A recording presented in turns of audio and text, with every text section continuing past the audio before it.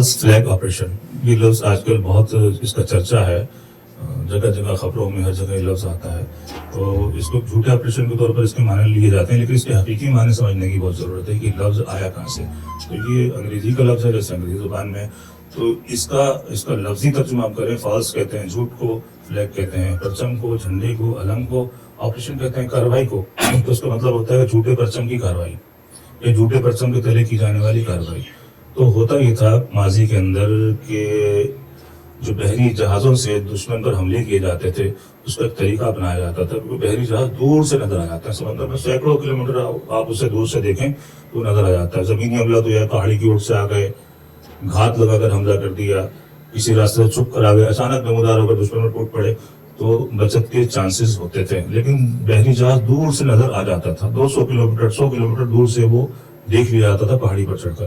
تو دشمن ہوشیار ہو جاتا تھا. دشمن کو بے خبر رکھنے کے لیے، اس پر شب خون مارنے کے لیے ایک طریقہ یہ اختیار کیا جاتا تھا کہ جس ملک پر حملہ کرتے ہیں اس ملک کا پرچم لگا لیا بحری جہاز کے اوپر، اور پھر اس ملک کا لباس، وضع قطع، کلیا، جہاز پر پینٹ وغیرہ علامتیں وہ لگا لیں.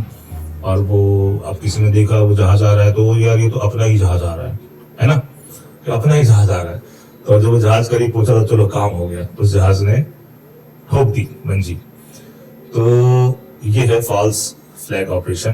یعنی یہ لفظ استعمال ہوگا جب کسی ملک کا نام لے کر اسی ملک پر حملہ کر دیا جائے، یعنی پرچم بھی اسی ملک کا اور حملہ بھی اسی ملک پر.